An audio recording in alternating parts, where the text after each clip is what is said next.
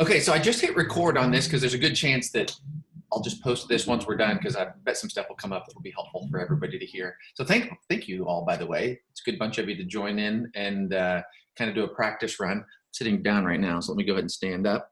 I guess a few things with regard to how Zoom functions. By the way, how many of you, I've already asked this once to some of you, so just re-raise your hand. This is your first like Zoom interaction. Okay, and so how many of you, like, you've done 1, 2, 3, or 5 or more Zoom interactions? All right, nice, very good. Okay, so kind of around, so that was the 0, good.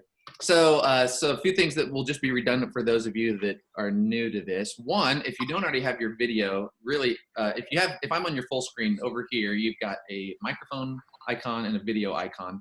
And so if those have a red slash through them, that means that function is not working. So just click on it and the red slash will go away, which will make your video appear or allow your microphone to come up.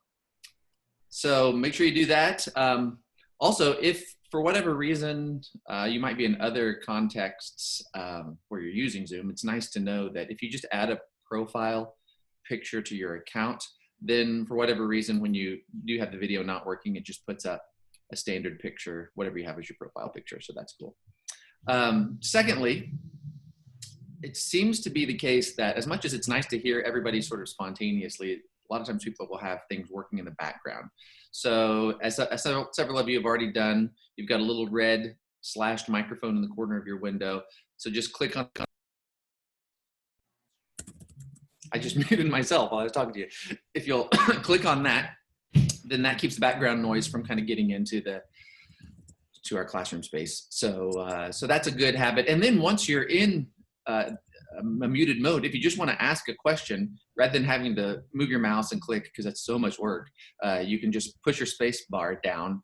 It'll unmute you while you talk and then just let off, kind of like if you've ever used an old school walkie-talkie to push the button. So you want to give that a try? Yep, I heard you. Mike. Nice. So if that works, it's good. If it doesn't work, then you will have to use the whole mouse. I'm not sure if my account is going to let us go beyond 40 minutes. So the standard limit that Zoom has is a 40-minute. If you've been using it, you know that as far as what's free.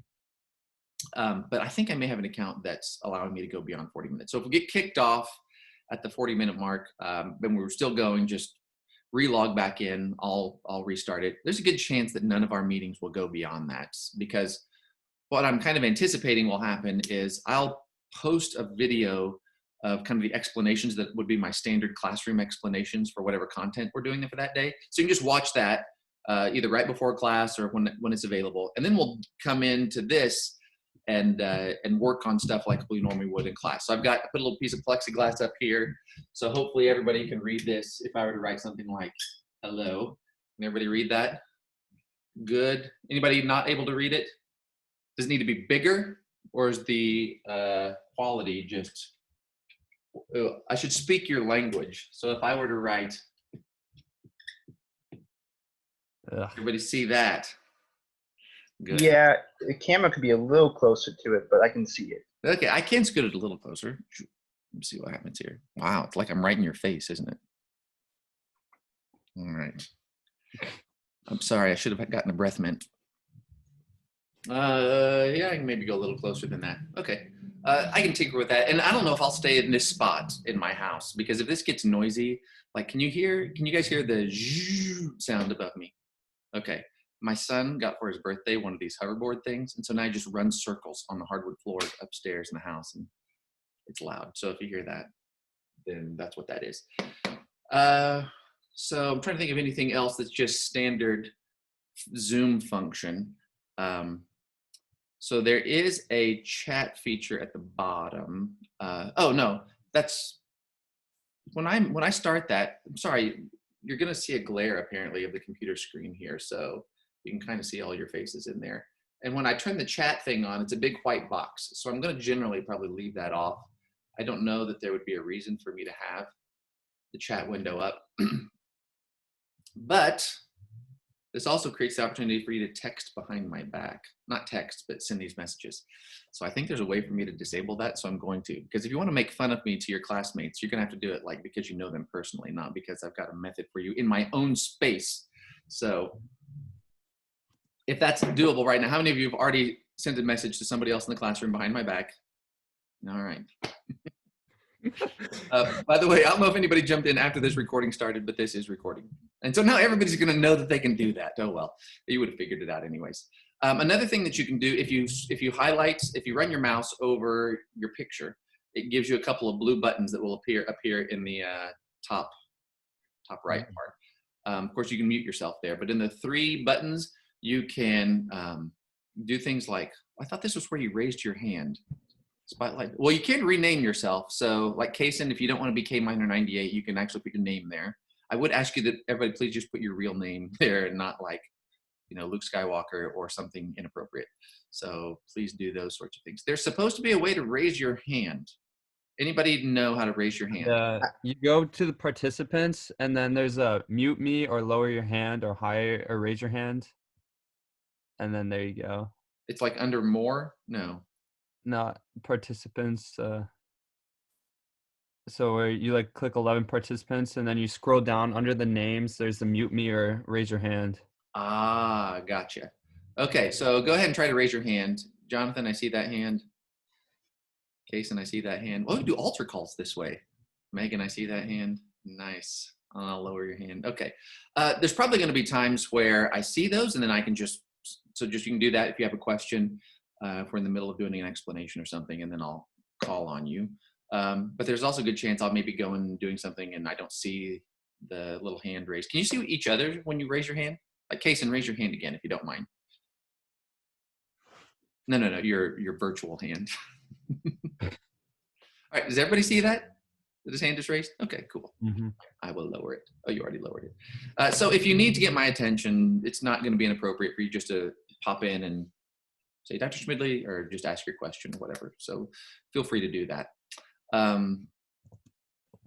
Any other questions or comments either on how to do something, or maybe you've already interacted with another professor or another class and you said, hey, we made sure to do this and I think that's a good idea.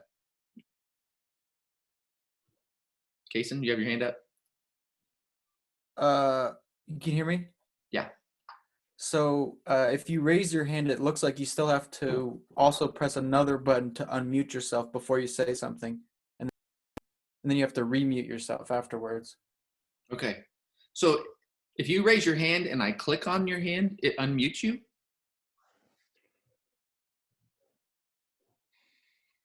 Yes? Okay, so we can't hear you. All right. So can you unmute yourself again, Kaysen? Here, I'll unmute you. I think I can. It's not. Okay, say that again.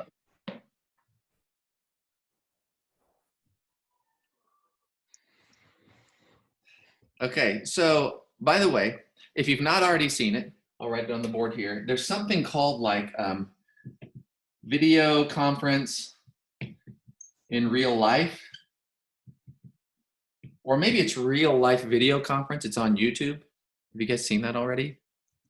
So it's hilarious. And it'll be even more funny as we do this because it pokes fun at all the things that happen when you're video conferencing. So be aware of that. All right, any other questions, comments, suggestions? Mm-mm. All right. Let's, seems like there's some other things that are probably that I probably should be thinking of or that we'll have to learn, which is sort of Zoom etiquette as we go forward, but we'll just be flexible as we do that. Okay, so let's try something. So I'm going to share my screen. And let's see if that looks fine to you. Whoa. Okay, can you guys see it? Yes. Yeah. Awesome. So let's do a Power of Logic exercise. 8.1. 8.1. I didn't like 8.1, by the way. I second that. Third that. Well, I'll talk a little bit about how we're going to progress through the rest of the semester in a little bit, and I think you'll all be happy insofar as it'll be easier. Alright. But if you like the challenge, then we can do some differentiated experiences. Differentiated learning for any of you education majors is the buzzword for something special for each person, depending on how fast paced they want to go. Okay, so 8.1. So how many of you guys have watched those old videos that I made on YouTube? Anybody? Just give me an actual hand raised. I apologize that that one was so bad. But the other ones, I think, at least get the point across. I hate that now that I'm looking at you guys over here, it looks like I'm not looking at you. But did you find those to be helpful, or did it add to your confusion? Is there something I should explain now based on something that didn't make sense because of that video? I thought they helped somewhat. Say But then that I again. tried to do They it the made way. sense in the video, but then doing the exercises, I was still lost. Okay, so Jonathan, you said that it made sense as you watched the video, but then we did the exercise, you still felt lost. All right. Somebody else raise your hand. I'll call on you if you'd make a comment. My bad. Nathan, do you have something? Oh yeah, I was practically gonna say what John said. Just when you did it, it made sense, but then when I tried it, it made no sense. So Okay. Nathan, is that you in here twice, by the way? really, I don't know. Maybe. You have two machines that are logged in? Yeah, I I saw don't- two. Double the extra credit. What can I say? There you go. There you go. Okay, so everybody, this is probably small, but let's do, say, number 2. So can you see that? Or is Yeah. it too small? I've got some, anybody a no? Can't see this? I'll see if I can make it just a little bit bigger.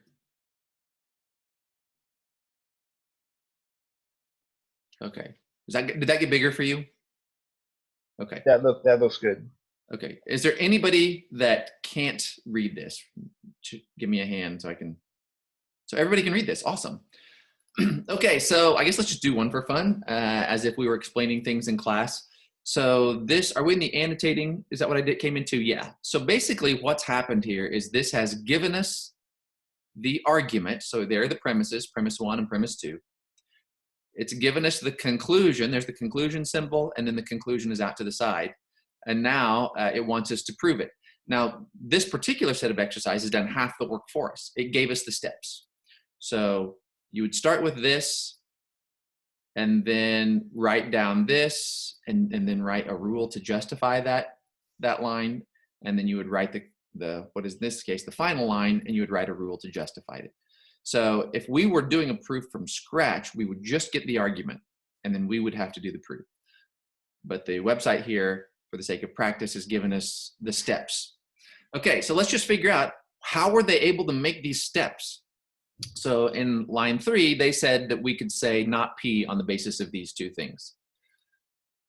Why can we say not P on the basis of those two things? That's an Modus- actual question for you guys.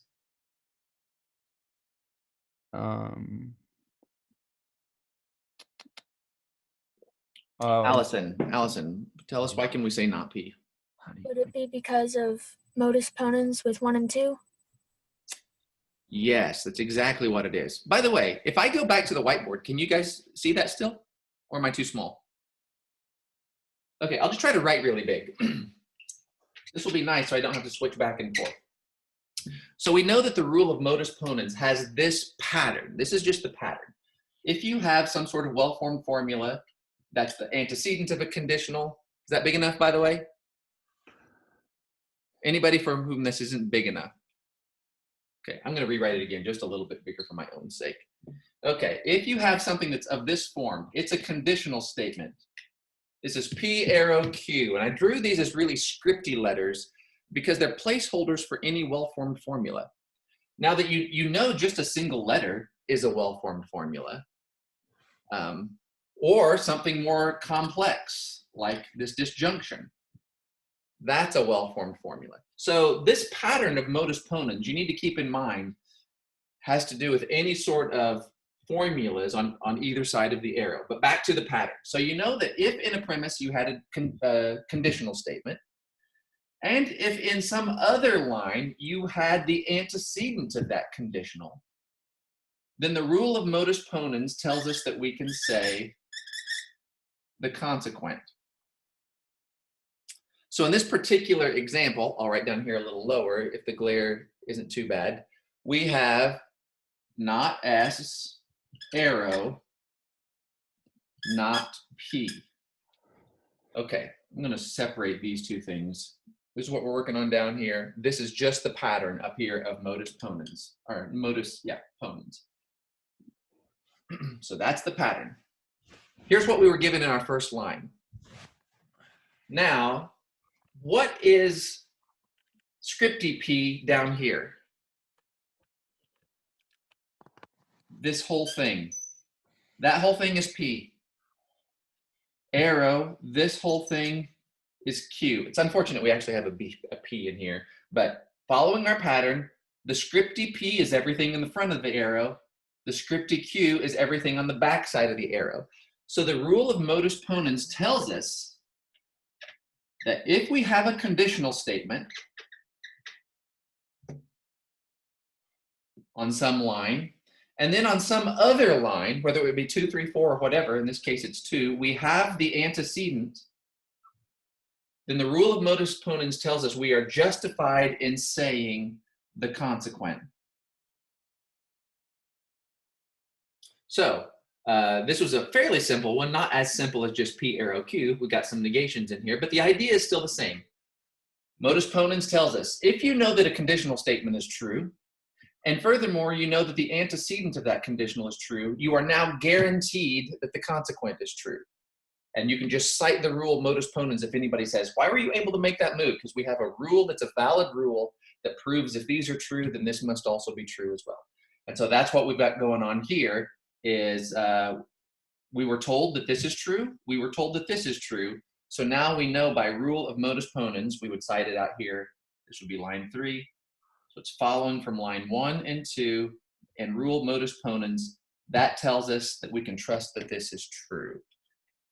All right, ask any questions about this, and then we'll go back to the screen share. Okay, let's go back into the screen share. Okay, so basically, the computer already told me that I could say not P, and so now it just wants me to justify it. Why are we okay in saying that not P is true? Well, in line 1, we were told a conditional statement was true, and in line 2, we were told the antecedent was true. So by rule of modus ponens is what justifies us saying not P. Okay, so now we've just proven if these are true, this is true by this rule.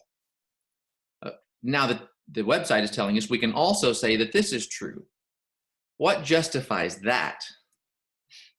Why is it that we can say K or not P and we can know that that's true given lines 1, 2, and 3? And we don't necessarily have to use all 3 lines, but all 3 lines are available to us.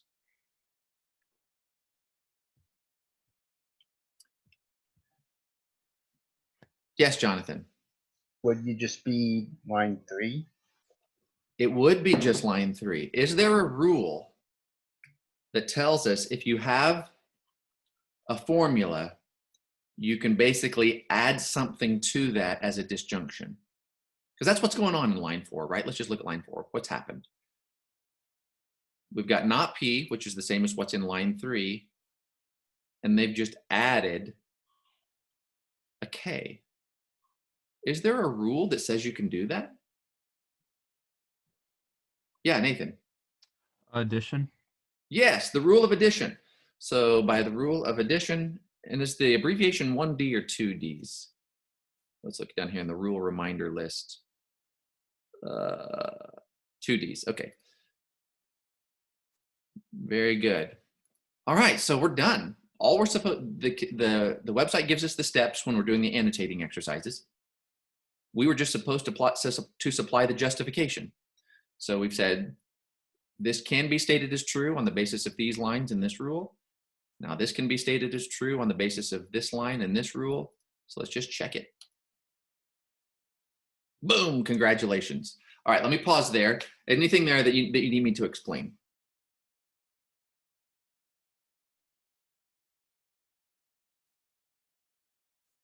How many of you now that's like, that just makes perfect sense?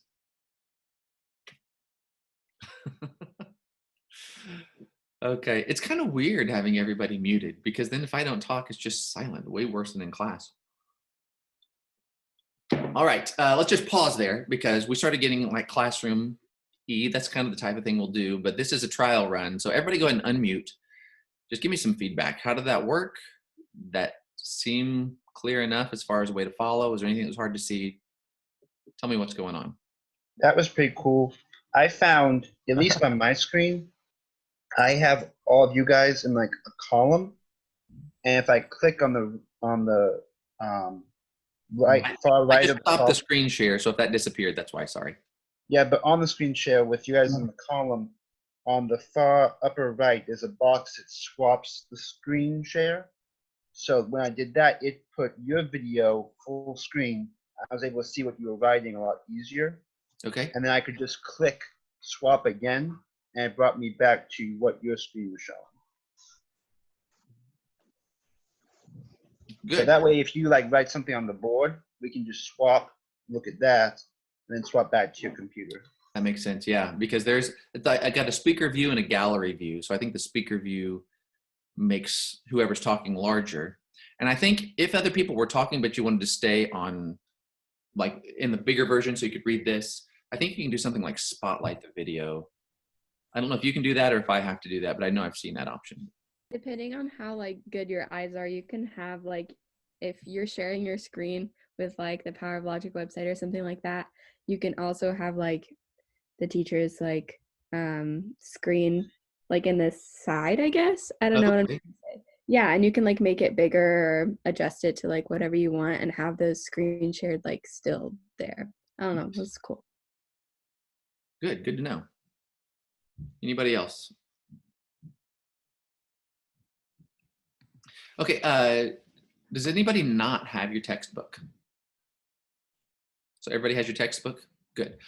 So since this is being recorded, if anybody watches the recording and you didn't take your textbook home, the website VitalSource, it's the website that I've used in class. When I put the textbook up on the projector, I had got an instructor's copy of off of VitalSource, so that's what I've been using. But right now, the website, and basically just do a Google search for VitalSource. It should be one of the top hits. I think it's letting you borrow like up to 7 books at no charge, and you get access to them for like 2 months. So if you do talk to anybody, if any of your classmates, if you work in groups, which I would strongly encourage, still try to maintain study groups, use Zoom or whatever, get together, work on your homework before you submit it, before we get together in these sessions. If somebody needs a textbook, you should be able to get it that way. What was the website called again? VitalSource. Hey, let me just screen share and I'll go there. VitalSource. I'll show you what it looks like. Okay, everybody back into a screen share with me? Yep. Okay. Let's see, will just allow me to make a new tab? Yes. I'm just gonna do a search for Vitals. Oh, mine's auto-filling to vitalsource.com, so that just must be it.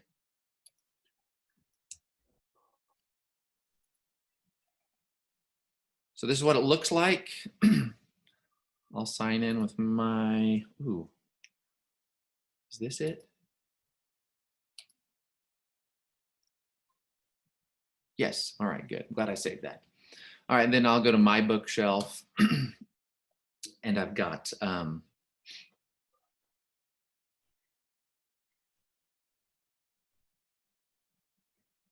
okay, I see we're at 38 minutes, by the way. So actually just hit 39. So we'll see here in a minute or two if we all get kicked off. So if we do, I apologize. And in fact, I think we're probably far enough along that if we get kicked off, let's call it a day.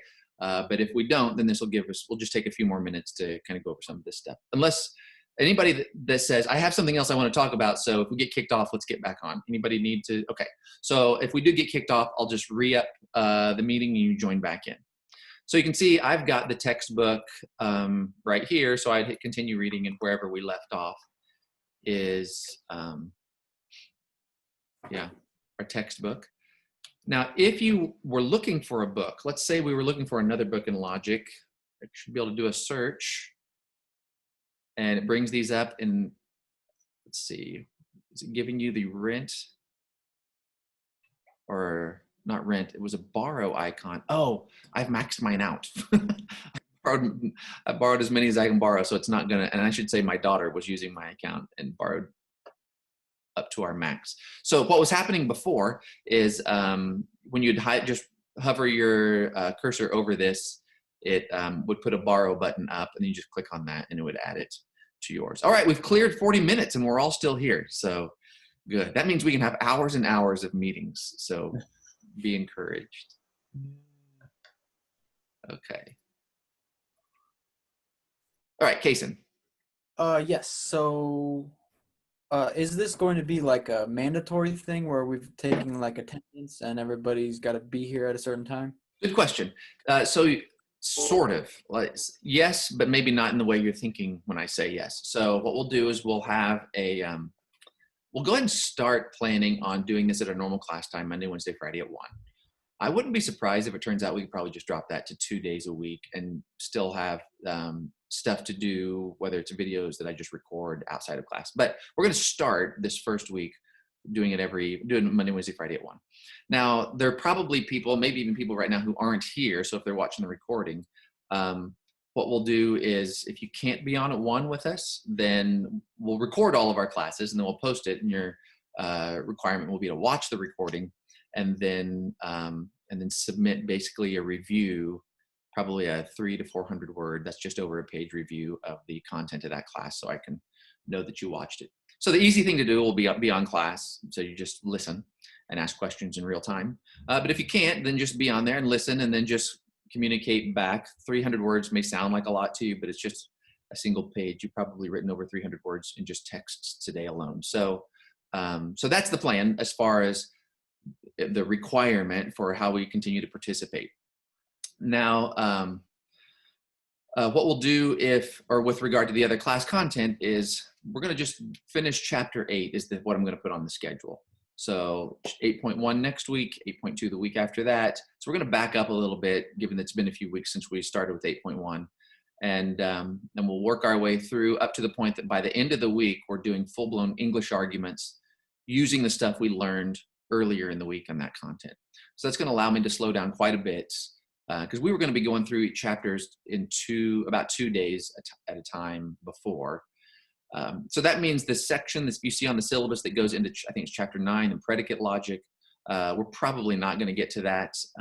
I might just introduce it so that you know about it, so that if ever anybody says, you took a logic class, don't you know what predicate logic is? We may talk about it, but we won't spend a lot of time going through it like we are this chapter. So I'll probably record an explanation. We'll still have like quizzes and homework submission boxes that you'll just do on your own time, but still though before the 1 o'clock class meeting. And then we'll get on like we normally would, probably just at that point go over questions and maybe some examples. So I wouldn't be surprised if we can do this in under 40 minutes in our standard classes. So that's the goal at this point. That's what I'm going to set up this afternoon, and you'll see it start to pop up on Course Commons as far as the modules. I'm breaking down the modules now just to be week March 30th through April 3rd, and then April 6th through whatever, and then April 15th through whatever. So the modules will just be broken down into weeks. Again, we'll go through 8.1, then 8.2, and we should finish in 8.5. We'll have a final exam at the end. So any questions on that? Did that make sense? Any other questions? Go for it. I gotta make sure to unmute myself. I think someone might have asked this already, but in terms of the final exam, will it be comprehensive over the course of, I guess, chapter 1 through 8? So all of our stuff is by its nature comprehensive. I mean, just to do a proof. So say all we did was just do the exercises from 8.5, English arguments. Like that's the last assignment. I mean, to do that, you've got to basically take an English argument, do argument reconstruction, recognize premises and conclusions, distinguish between them, eliminate excess verbiage, formalize the argument to symbols. And the only thing that you wouldn't be doing at that point is like truth tables or Venn diagrams, because we're doing proofs. So in that sense, it's naturally comprehensive. So I don't anticipate that I will have, so the exercises won't be, you won't have to do any additional Venn diagrams or truth tables. But all the concepts are comprehensive. And generally what I've done is I've had a separate, so we'll do a final exam that's basically the proofs from 8.5. But then I'll have like a separate sort of comprehensive exam, which is kind of like a vocabulary to make sure that, you know, you've recalled all of the basic concepts from the course. It seems long, it's 100 questions, but people often knock it out in like 20 minutes. So there will be that piece. And in that sense, you still have to remember like how Venn diagrams work, how truth tables work, but it's like 100 true, false, multiple choice questions that just is a overview of the course from the entire semester. So yes, there's that sort of comprehensive piece, but it's not like I'm going to do major assessments where you do all of the stuff we've done all semester long. Does that make sense? Cool. All right. Anybody else?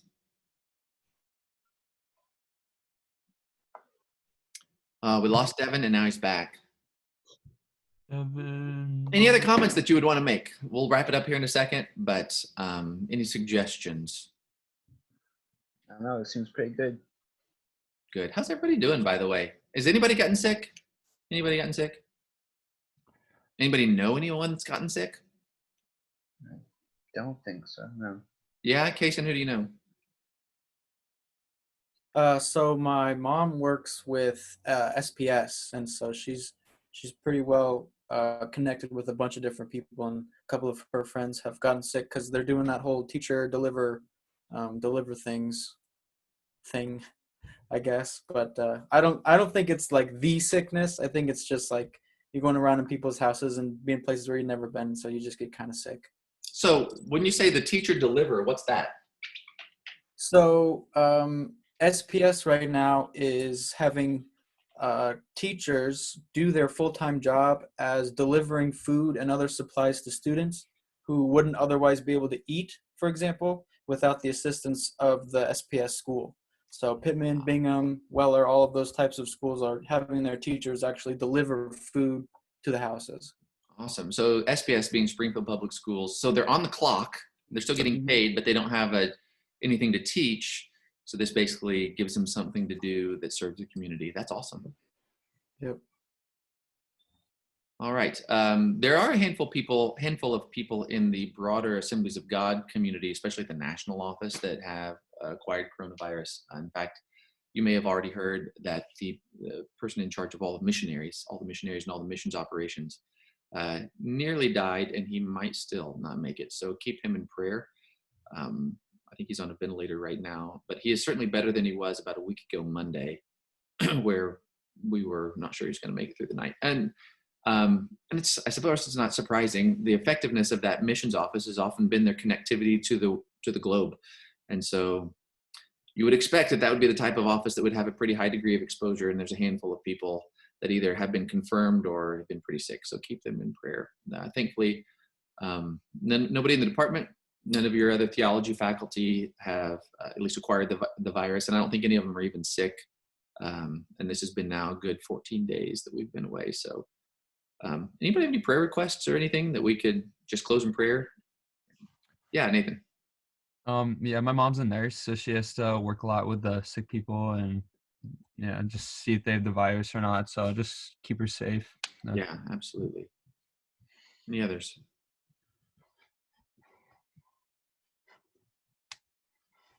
All right, let's pray together. Father, thank you so much for these students and the relationship that we all have, that we can continue to advance in pursuit of our calling, Lord. We know I know that the call on each of these students will outlast the coronavirus. And so I pray that you would continue to use these days to advance your kingdom.